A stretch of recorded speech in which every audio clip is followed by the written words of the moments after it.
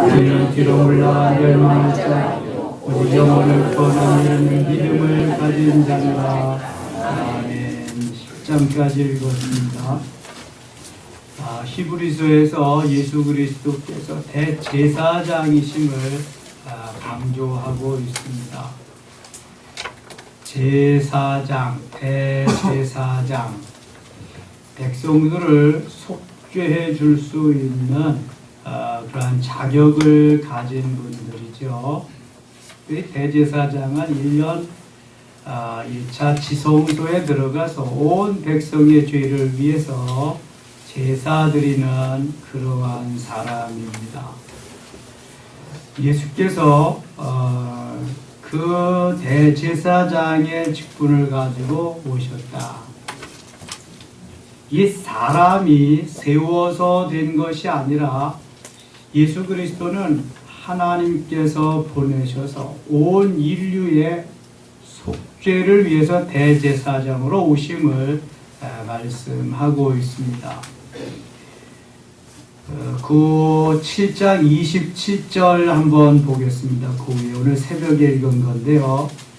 그는 저 대제사장들이 먼저 자기 죄를 위하고 다음에 백성의 죄를 위하여 날마다 제사 드리는 것과 같이 할 필요가 없으니 이는 그가 단번에 자기를 들여 이루셨습니다.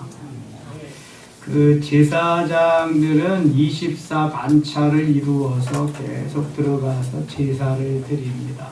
대제사장은 1년 1차 지성소에 들어가서 제사를 드리고, 그런데 예수님은 단번에 자신을 들여서 모든 것을 다 주시고 희생제물이 되셔서 다시는 피 흘림의 제사가 없어도 된다는 거예요.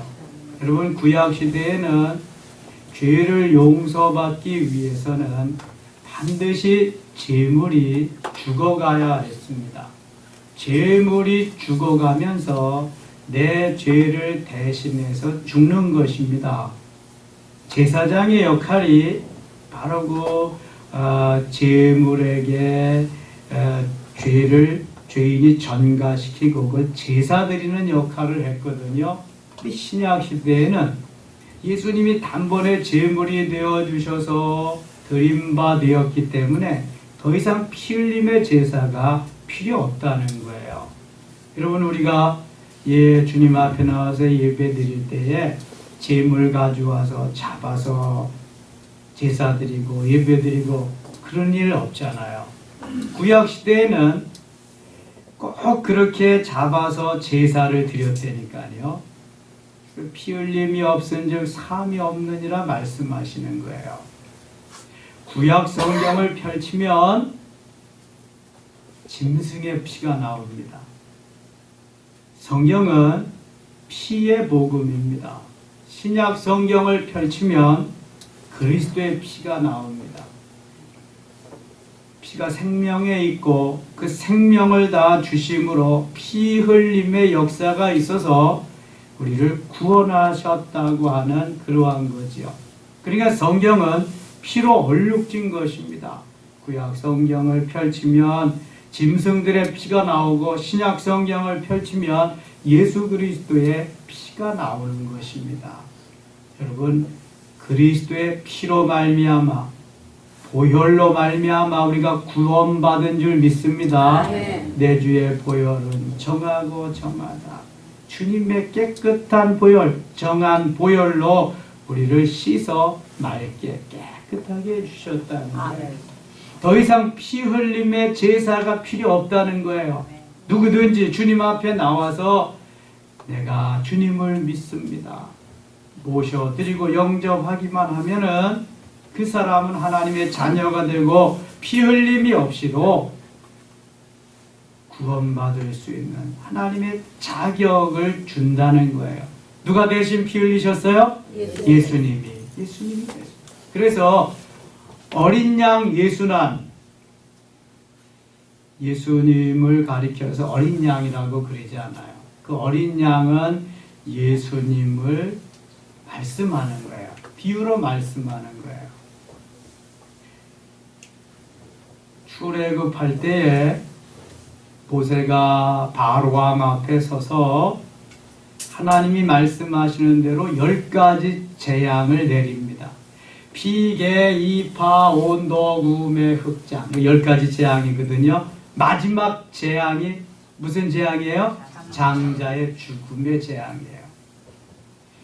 모든 아랍인들, 이집트 사람들은 마다들이 다 죽어갑니다. 그 다음에 짐승의 맏새끼도 다 죽어갑니다. 하나님이 그렇게 하신 거예요. 다 그날은 그냥 초상 울음바다지요. 멀쩡하던 마다들이 다 죽어가니까요. 그런데 하나님께서 이스라엘 백성들의 집에는 어린 양을 잡아서 그 피를 임방과 좌우 문설주에 발라라. 그렇게 말씀하셨어요. 그래서 이스라엘 백성들은 자기 집에 문 앞에 임방과 문설주에다가 어린 양을 잡아서 피를 다 이렇게 발랐습니다.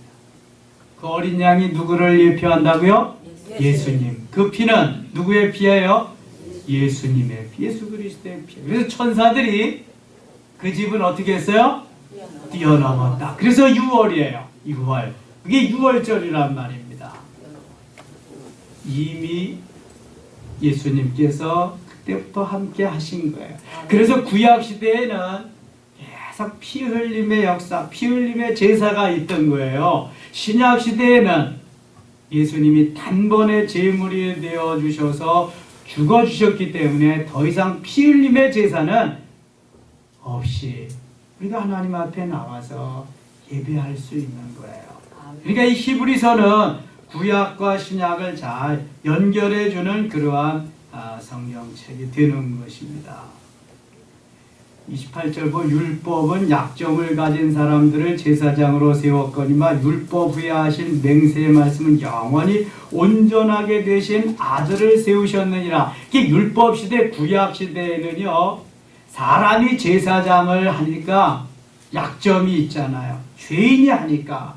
근데 신약 시대에는 예수님께서 하나님이 사람이 되셔서 이 땅에 오셔서 그 대제사장 역할을 하시니까 단번에 다 드려서 죄를 속하는 그러한 역할을 온전하게 되신 아들을 세우셨다. 이게 바로 대제사장 되실 예수 그리스도를 의미하는 것입니다. 8장 가겠습니다. 지금 우리가 하는 말의 요점은 이러한 대제사장이 우리에게 있다는 것이라. 누구라 그랬어요? 대제사장이? 예수님. 예수 그리스도가 대제사장이요. 그는 하늘에서 지극히 크신 이의 보좌 우편에 앉으셨으니, 예수님은 우리의 죄를 대신해서 십자가 지시고 고난 당하시고 죽으셨어요. 3일 만에 살아나셨어요. 이 땅에 40일 동안 계시다가 하늘에 오르셨어요. 그리고 하나님 보좌 우편에 계십니다. 지금도. 이것을 믿습니까? 아멘. 이거 믿어야 돼요. 아멘. 이거 안 믿으면 그리스도인이 아니에요. 그래서 여기 뭐라 그러시냐면 그는 하늘에서 지극히 크신 이의 보좌 우편에 앉으셨으니, 지극히 크신 이의 보좌는 누굴까요? 하나님. 하나님 보좌 우편에 예수님이 계시는 거예요. 아멘. 성소와 참 장막에서 섬기는 이시라. 장막은 주께서 세우신 것이요 사람이 세운 것이 아니니라. 대제사장마다 예물과 제사 드림을 위하여 세운 자니 그러므로 그도 무엇인가 드릴 것이 있어야 할지니라. 쭉 9장 가겠습니다. 9장. 첫 언약에도 섬기는 예법과 세상에 속한 성소가 있더라. 예비한 첫 장막이 있고 그 안에 병잔대와 상과 진설병이 있으니 이는 성소라 일컫고, 또 둘째 휘장 뒤에 있는 장막을 지성소라 일컫나니. 여러분 이걸 먼저 이해하셔야 돼요. 구약 시대의 성막이나 성전에는 세 부분으로 나누어져 있다. 제일 이 안쪽이 지성소입니다. 지성소.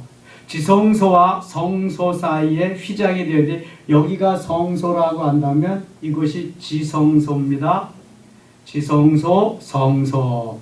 다음에 성전 문을 나가면은 거기에 성전 뜰 이렇게 3구분이 되게 되어 있습니다. 지성소에는 1년 1차 대제사장만 들어갈 수 있어요. 성소에는 제사장이 들어가서 거기에서 제사 드리는 곳이 성소예요. 그래서 여기 예비한 첫 장막이 있고 그 안에 등잔대와 상과 진설병이 있으니 이는 성소라 할 거고, 제사장만 들어오는 데가 여기 성소입니다. 지성소는 누구만 들어와요? 대제사장만 들어와요. 대제사장. 성소는 제사장만 들어와요. 성전뜰에는 유대인과 이방인들이 함께 거기 올 수 있어요. 구약에서 말하는 성전은 건물 안에는 들어올 수가 없는 거예요. 성전 뜰에서만 제사를 드리게 되어 있어요. 지금 그거 말하는 겁니다. 성소, 지성소 사이에 휘장이 있어요. 휘장. 대제사장은 그래서 반드시 방울을 달고 방울에 끈을 달아서 끈은 성소에 방울을 달고 제사를 드려요. 지성소에서 방울 소리가 딸랑딸랑 나면 살아서 제사를 드리고 있구나. 이제 성소에서 제사장들이 확인할 수 있어요. 그런데 만일 방울 소리가 멈췄다. 그럼 어떻게 된 거예요? 죽은 거예요. 하나님이 죽이신 거죠. 죽은 거예요. 뭔가 그에게 잘못이 있는 거예요. 회개치 않아요.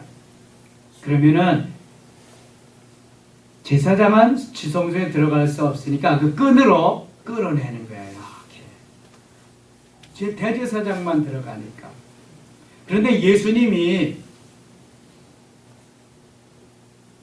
십자가 지시고 장사지대에서 무덤에 들어가셔서 부활할 때에 그것이 하늘에 저기 뭡니까? 천둥 번개가 치면서 이게 쫙 갈라져요. 휘장이 위에서부터 아래까지.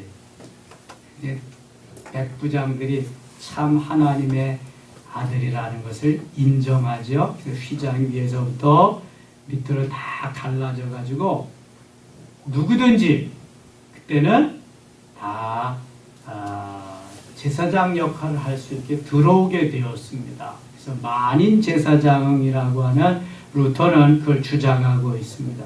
그래서 신약 시대에는 누구든지 들어오잖아요. 다 성소에 들어와서 예배할 수 있도록 그렇게 했어요. 그 지성소에는 뭐가 있나 한번 보겠어요.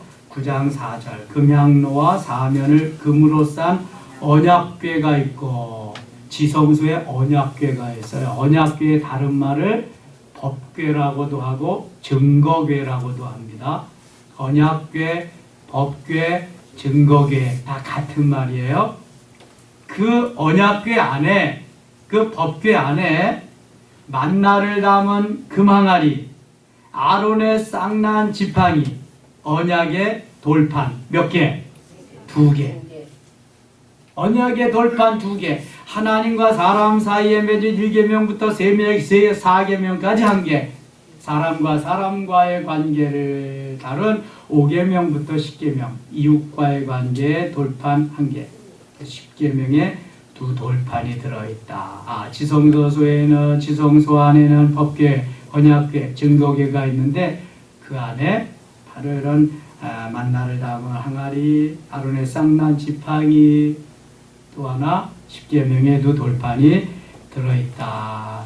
그것을 늘 이제 머릿속에 넣어두시면은 좋을 것 같아요.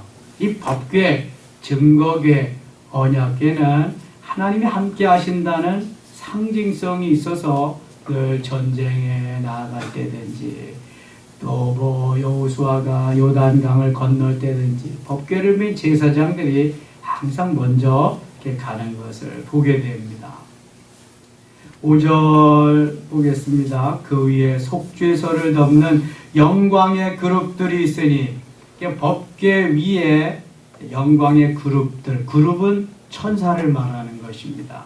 법궤 위에는 항상 천사가 그룹으로 이렇게 있어요. 이것들에 관하여는 이제 낱낱이 말할 수 없느라 모든 것을 이같이 예비하였으니 제사장들이 항상 첫 장막에 들어가 섬기는 예식을 행하고 오직 둘째 장막은 대제사장이 홀로 1년에 한 번 들어가되 자기와 백성의 허물을 위하여 드리는 피 없이는 아니하나니. 항상 구약의 제사는 피를 들여서 하는 제사예요. 피 흘림이 없으면 사함이 없다고 하는 것이 바로 여기에 나오는 것입니다. 성령이 이로써 보이신 것은 첫 장막이 서 있을 동안에는 성소에 들어가는 것이 아직 나타나지 아니한 것이라. 9절 같이 읽어요. 이 장막은 현재까지의 비유니 이에 따라 드리는 예물과 제사는 섬기는 자를 그 양심상 온전하게 할 수 없나니. 이 장막은 현재까지의 비유다. 모세가 오홀리압과 부사레를 통해서 지은 성막, 그 다음에 솔로몬이 지은 솔로몬 성전, 수룹바벨 제2차 포로되어서 돌아온 수룹바벨 성전, 헤롯 성전, 이 모든 장막이, 모든 성전이 현재까지의 비유다. 비유로 해서 우리에게 그게 존재하고 있다. 하나님이 비유로 말씀하시기 위해서 그것이 있게 하셨다. 이렇게 말씀해요. 그럼 무엇을 말씀하기 위함이냐? 보이는 성전은 보이지 아니하는 심령 성전. 고린도전서 3장 16절에 또 6장 19절에 이 성령이 너희 안에 계신 것을 알지 못하느냐. 그러니까 우리가 너희가 하나님의 성전인 것과 성령이 너희 안에 계시는 것을 알지 못하느냐. 심령 성전을 말씀하는 거예요. 베드로 사도가 베드로전서 2장 5절에 신령한 집을 말씀하고 있습니다. 신령한 집이나 심령 성전은 보이지 않는 것입니다. 우리 안에, 믿음의 사람 안에 지어지는 것이 심령 성전 혹은 신령한 집입니다. 하나님이 왜 보이는 성막, 지성소, 성소, 성전들, 솔로몬 성전, 스룹바벨 성전, 헤롯 성전을 왜 보이도록 주셨냐? 현재까지의 비유다. 내 영혼 몸 속에 있는, 내 영혼 안에 있는 심령 성전, 신령한 집, 그거 말씀하기 위해서, 그거 하나님이 가르쳐 주기 위해서 비유로 이렇게 하신 거다. 그래서 우리의 영혼 몸이 있어요. 영은 바로 지성소를 의미하는 것이고, 혼은 성소를 의미하는 것이고, 몸은 성전 뜰을 의미하는 것입니다. 그래서 지성소가 내 영이다, 성소가 혼이다, 성전들이 내 몸이다, 이렇게 영적으로도 좀 입력을 시켜 놓으시면은 앞으로 많은 도움이 되실 거예요. 그거 지금 이야기하는 것입니다. 이 장막은 현재까지의 비유다. 정말 중요한 것은 심령 성전을 잘 건축해야 돼요.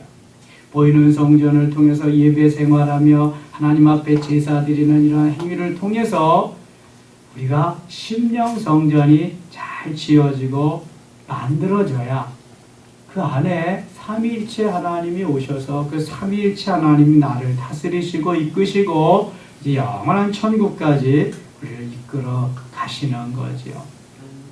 우리가 예수 그리스도를 영접할 때는 그 집을 주시는 게 아니라, 집이 다 지어진 상태가 아니라 예수 그리스도의 터 위에 살 수 있도록 터를 주시는 거예요. 터. 예수 그리스도를 영접하면은 내가 주님 안에, 주님이 내 안에. 그러니까 심령 성전을 건축할 수 있는 터를 누구든지 다 주셨어요. 그래서 그 터 위에 말씀이 재료가 되고 은사가 도구가 되고 하나님이 말씀하시는 대로 순종함으로 인해서 심령 성전을 건축해 나가는, 성장하고 성숙해 가면서 그 심령 성전을 건축해 나가게 되는 거예요. 우리가 영성을 잘 해야 될 이유가 바로 거기에 있습니다. 심령 성전을 잘 건축하기 위해서. 10절 보겠어요. 이런 것은 먹고 마시는 것과 여러 가지 씻는 것과 함께 육체의 예법일 뿐이며 개혁할 때까지 맡겨둔 것이라. 그리스도께서는 장래 좋은 일의 대제사장으로 오사 손으로 짓지 아니한 것 곧 이 창조에 속하지 아니한 더 크고 온전한 장막으로 말미암아, 온전한 장막, 심령 성전을 계속 말씀하는 거예요. 염소와 송아지의 피로 하지 아니하고 오직 자기의 피로 영원한 속죄를 이루사 단번에 성소에 들어가셨느니라. 예수 그리스도께서 죽어주심으로 단번에 속죄물이 되어주심으로 이것을 한꺼번에 이루셨다고 하는 것입니다. 그래서 우리가 예수 그리스도를 믿기만 하면, 영접하기만 하면 심령 성전을 건축할 수 있는 터를 하나님이 다 주시는 거예요. 우리가 그 다음부터는 우리가 믿음으로 영접하기만 하면 터는 주시지만 그 다음부터는 우리가 기도하면서 열심히 주께 매어달려서 내가 성령께 의지하고 지어가야 되는 거예요. 짓지 아니하면 안 돼. 성령께서 물론 지어주시지만요. 자꾸 그런 얘기 이제 9장에서 하는 거고요. 22절 보겠습니다. 22절 같이 읽어요. 율법을 따라 거의 모든 물건이 피로써 정결하게 되나니 피 흘림이 없은즉 사함이 없느니라. 아멘. 내가 지금까지 여러분들에게 설명드렸어요. 구약 시대에는 죄를 속죄하기 위해, 죄를 용서함 받기 위해서 무슨 피가 흘려져야 된다고요? 짐승의 피가 흘려져요. 짐승이 죽어가야 돼요.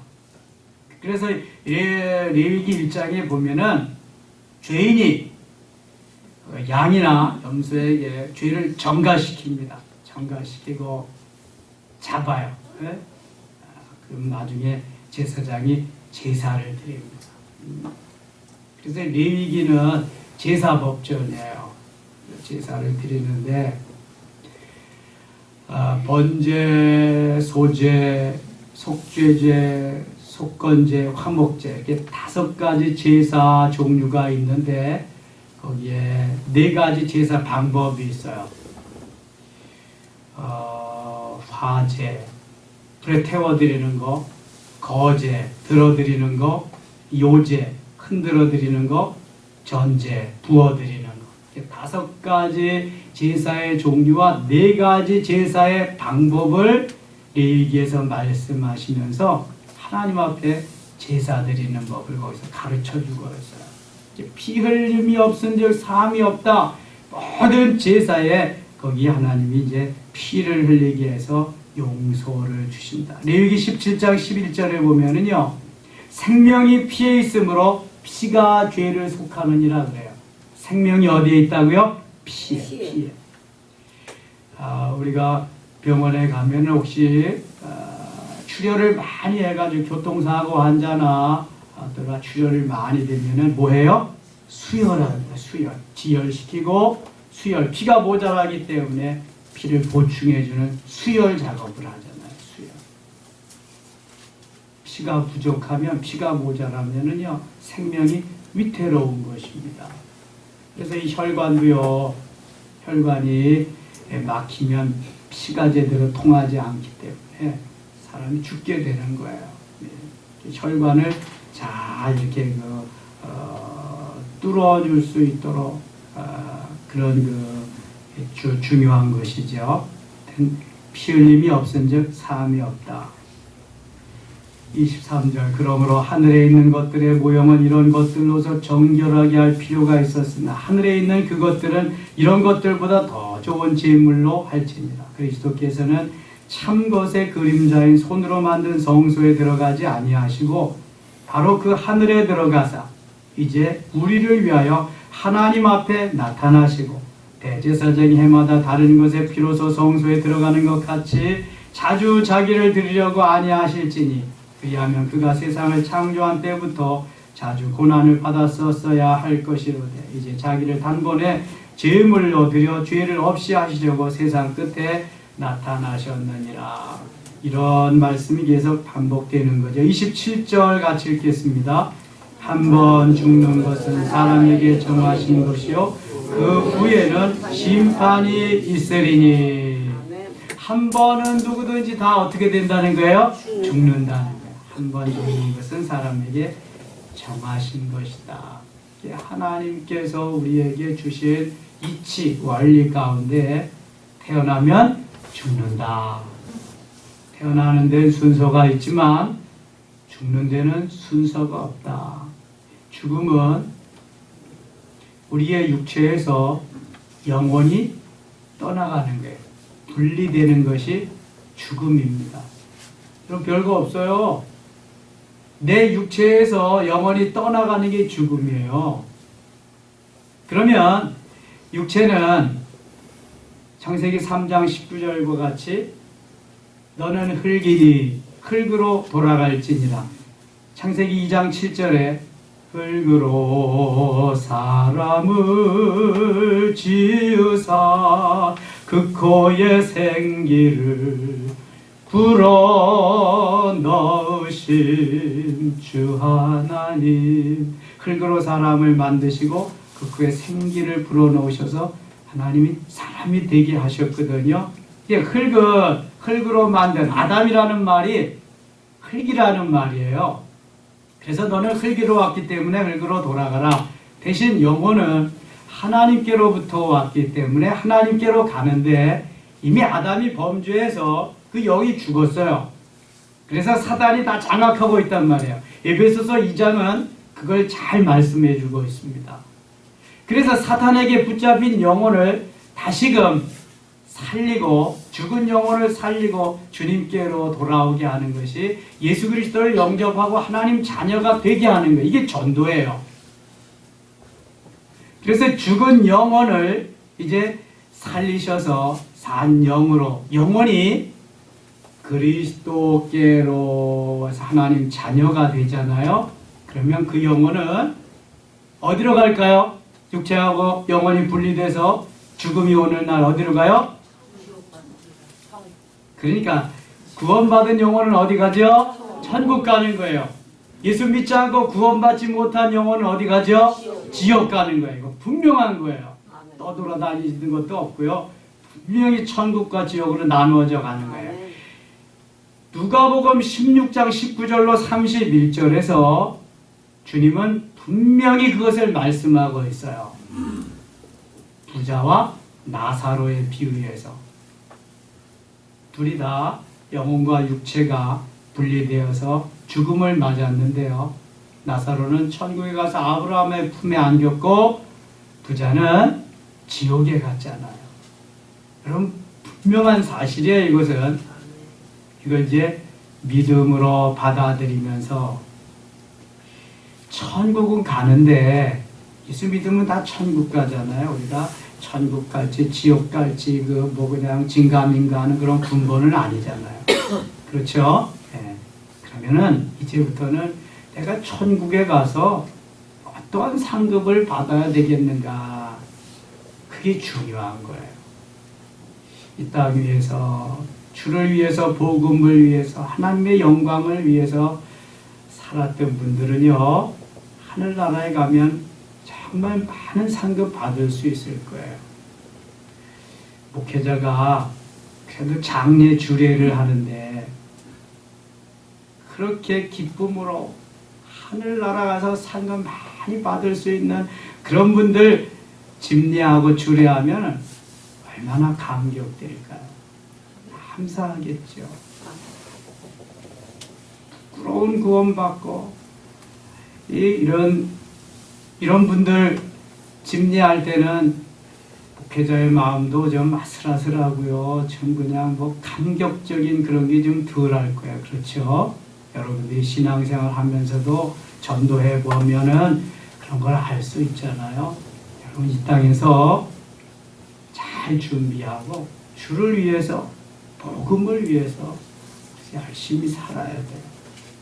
이 땅 위의 삶은 죽음까지의 삶이거든요. 근데 죽음이 언제 찾아오는지 몰라요.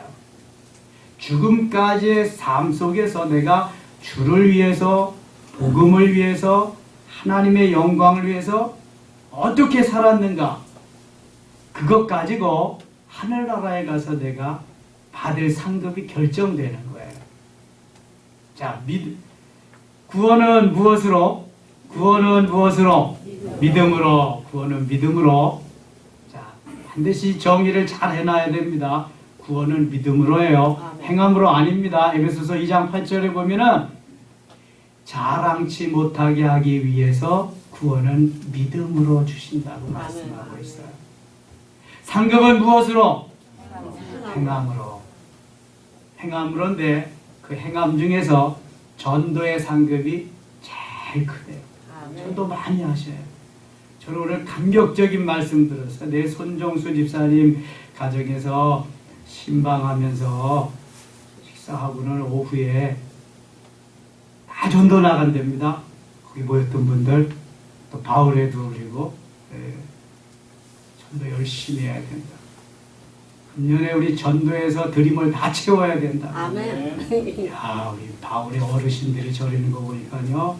금년에 역사가 일어나도 그냥 엄청나게 일어날 것 같아요. 아니, 어르신들이 저렇게 하는데 쫄병들이 안 하겠어요? 예, 해야지. 예, 열심히 해야지.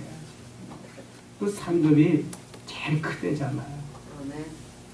오늘날 순교할 수 있는 기회는 별로 없을 거예요. 그렇죠? 순교자의 상급이 제일 크대요. 순교자. 아무나 순교 못하잖아요. 그 다음에 전도자의 상급이 크대요. 전도는 누구든지 할 수 있어요. 전도 많이 하시기 바랍니다. 한 번 죽는 것은 사람에게 정하신 것이라고 해요. 전도 한 명도 못하고 주님 앞에 가면 무슨 상급 받을 수 있겠어요. 여러분, 금년에 목표를 세우세요. 자, 내가 몇 명은 전도하겠다. 몇 명은. 아직까지 부모님들이 그리스도에게로 돌아오시지 못했다면 정말 정성스럽게 가장 큰 효도입니다. 또 해야 되고, 또 사랑하는 아내나 남편, 그 다음에 자녀들, 또 친척들, 친구들 기도 많이 해야 돼요. 천국 가야 되잖아요. 천국 가지 않으면 못 만나는 거예요. 이제는요. 만날 수 있는 길이 없어요. 천국과 지옥은 엄청난 차이가 있는 거 아시죠? 28절 보세요. 이와 같이 그리스도도 많은 사람의 죄를 담당하시려고 단번에 들이심 받으셨고, 주님이 단번에 십자가 지시고 피 흘리시고 희생하심을 말씀하는, 구원에 이르게 하기 위하여 죄와 상관없이 자기를 바라는 자들의 두 번째 나타나시리라. 이제 예수님 곧 오십니다. 첫 번째 초림하신 주님은 재림하십니다. 재림하시면은 그때는 이 세상이 다 이제 마지막 때인 거죠. 무덤에 있는 자도 다 부활하고 우리도 다 휴거해서 공중 혼인잔치에 참여하고 영원한 주님과 함께 왕노릇하는 그 나라가 올 거예요. 곧 옵니다, 여러분. 곧 와요. 예. 초대교회 성도들은 그래서 아멘 주 예수여 오시옵소서 하면서 마라나타의 신앙으로 살았던 거죠. 10장에 가겠습니다. 10장 10절 한번 보겠습니다. 이 뜻을 따라 예수 그리스도의 몸을 단번에 들이심으로 말미암아 우리가 거룩함을 얻었노라. 계속 이 말씀하고 있어요. 구약시대에 짐승을 들여서 피 흘리는 제사 이제 필요 없다. 예수님이 단번에 제물이 되셔서 죽어주셨다. 믿기만 하면 된다. 믿기만 하면 구원받는다. 믿기만 하면 천국 간다. 믿기만 하면 하나님 자녀 된다. 할렐루야. 오늘 자꾸만 이거 말씀하는 거니까. 이제는 피 흘림 제사 없어도 된다. 얼마나 간편하고요. 얼마나 쉬워요. 너무너무 쉬운데도 사람들은 잘 안 믿어요. 야, 믿는다고 그러냐? 니나 잘 믿어라. 어떤 사람 내 발바닥이나 믿어라 그러고요. 큰 소리 치고요. 이건 지옥 가지 그 사람들. 얼마나 교만한지 몰라요, 사람들이. 11절 보세요. 제사장마다 매일 서서 섬기며 자주 같은 제사를 드리되 이 제사는 언제나 죄를 없게 하지 못하거니와. 제사장들이 드리는 제사도 온전하지 못하다는 거죠. 오직 그리스도는 죄를 위하여 한 영원한 제사를 드리시고 하나님 우편에 앉으사 예수님이 십자가 지시고 피 흘리시고 죽으심이 영원한 제사로 표현하고 있어요. 이제는 그것으로 말미암아 다시금 제사가 필요 없도록 만드셨어요. 그 위에 자기 원수들을 자기 발등상이 되게 하실 때까지 기다리시나니 그가 거룩하게 된 자들을 한 번의 제사로 영원히 온전하게 하셨느니라. 18절 보겠습니다. 이것들을 사하셨은즉 다시 죄를 위하여 제사 드릴 것이 없느니라. 19절 그러므로 형제들아 우리가 예수의 피를 힘입어 성소에 들어갈 담력을 얻었나니 그 길은 우리를 위하여 휘장 가운데로 열어놓으신 새로운 살 길이요 휘장은 곧 그의 육체니라. 예수님이 그 육체가 딱 무덤에 묻히고 하늘에서 그냥 쫙 번개가면서 하늘이 새까매지고 우당짱짱 어쩌게 그냥 딱 휘장이 갈라졌잖아요.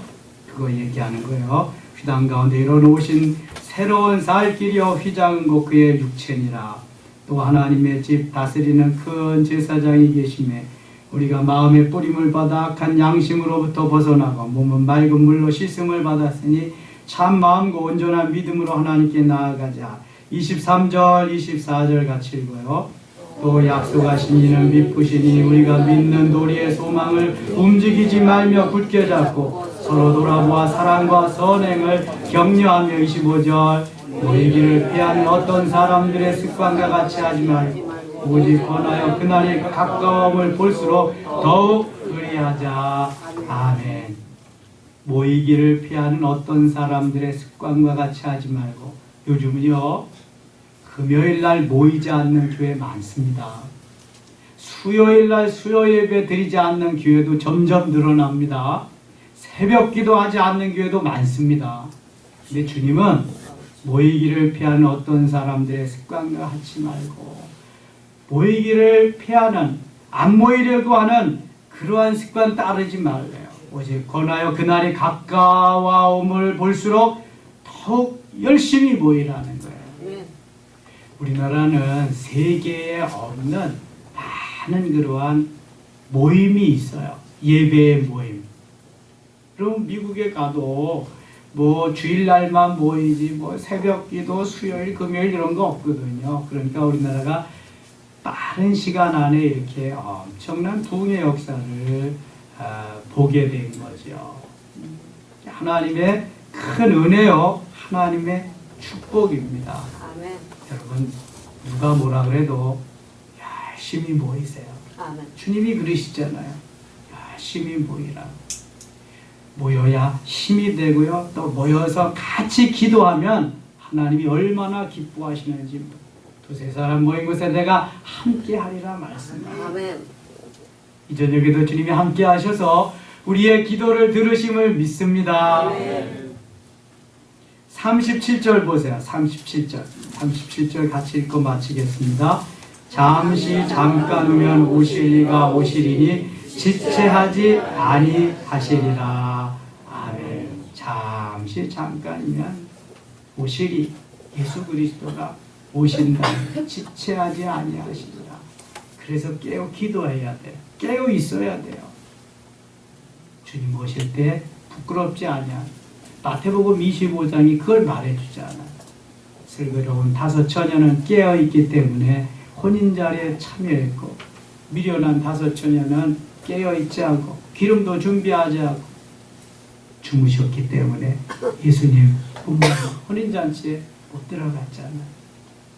항상 깨어있음으로 인해서 신랑 되신 주님을 맞을 수 있는 섬김의 가족들 되시기를 축원합니다. 기도하겠습니다. 하나님 아버지 고맙습니다. 대제사장이신 예수 그리스도 우리를 위해서 단번에 속죄물이 되어주시고 우리를 위해 죽으셨습니다. 더 이상 피 흘림의 제사가 없어도 될 정도로 주님이 단번에 희생제물 되어주셨습니다. 고맙습니다. 감사합니다. 믿고 구원받게 하시니 감사합니다. 이제 하나님 우리의 부모 형제들, 우리의 일가 친지들, 우리의 자녀들 모두들 예수 믿고 구원받게 하시옵소서. 신령한 집으로 건축되게 하여 주시옵소서. 천국에 가서 상급받게 하여 주시옵소서. 험난한 세상을 이기고 죄악을 이기고 사단을 이기고 나 자신도 이김으로 말미암아 하나님 주의 일 수종들며 이후에 큰 상급 받을 수 있는 우리 모두 되게 해 주시옵소서. 예수님 이름으로 기도드리옵나이다.